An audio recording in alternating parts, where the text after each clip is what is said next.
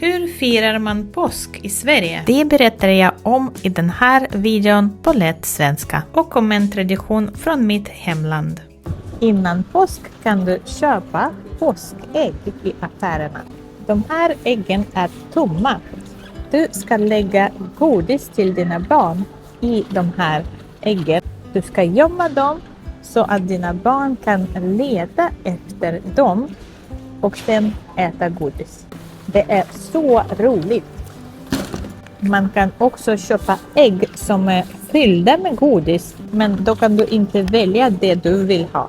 När det är påsk kan du också köpa fina påskdekorationer på ditt hem. Det här är en påskgrupp och det här är påskliljor. Påskliljan brukar just blomma när det är påsk. De här har inte börjat blomma än, men de här har redan börjat blomma. Man kan också köpa påskbuketter som består av fina blommor och fjädrar. Jag köper också några påskservetter för att lägga på bordet. När det är påsk kan man köpa olika dekorationer. Det här är fjädrar och med dem brukar man dekorera buskar. Och man kan göra så kallat påskris, alltså när man hänger fjädrar i små grenar som kallas för ris. Till och med Lego vill tjäna lite pengar när det är påsk, så de har gjort en påskkrans. Om du vill skriva några trevliga ord till dina nära och kära så kan du köpa ett påskkort. Och såklart finns det många kycklingdekorationer. Jag har köpt godis som jag ska använda till påskäggsjakt. Jag har tagit några påskägg och lagt lite godis i dem.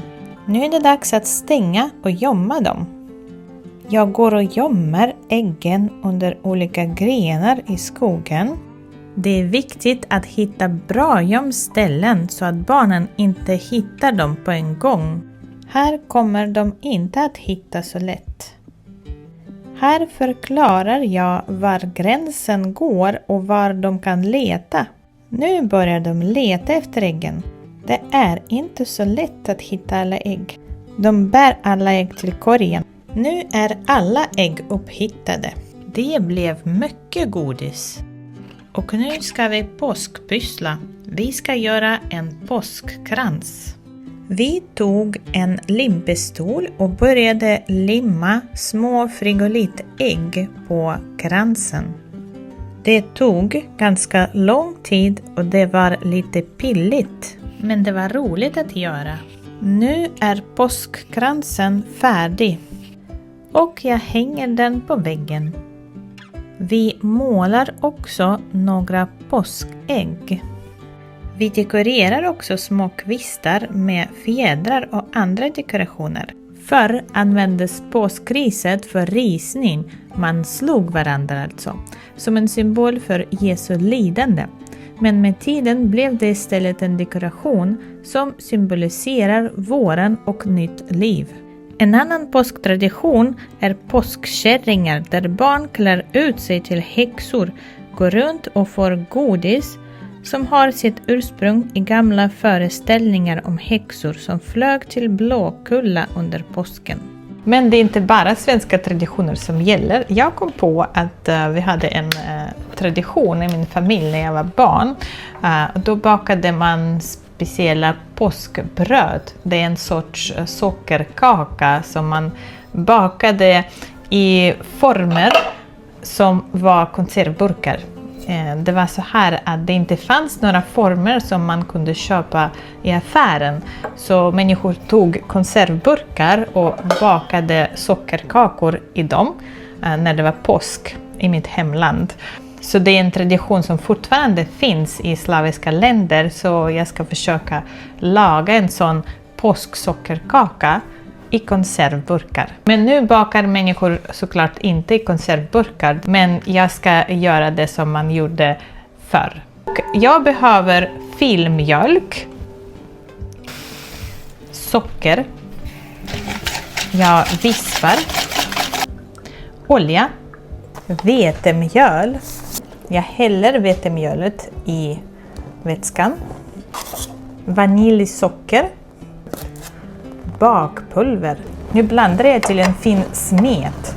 Och det måste finnas russin i också.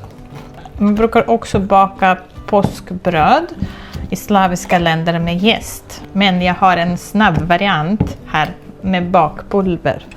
Jag häller lite olja i formarna och penslar runt så att de blir lite feta. Nu tar jag degen och lägger den i formarna. Det här är förresten en slickepott. Jättepraktiskt.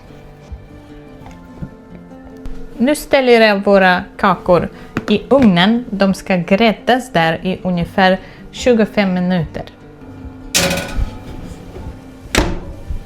Se vad fina de blev. Nu är det dags att ta ut mitt påskbröd. Tada!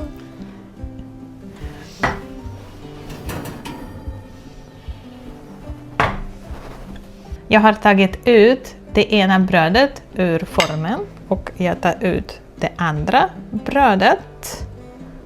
Och det blev helt perfekt. Titta! Så här brukar de se ut. Och nu ska vi dekorera toppen också. Nu har jag tagit lite florsocker och jag droppar lite citronjuice och blandar. Nu tar jag glasyren och penslar mina påskbröd. Och nu tar jag strössel och häller över glasyren.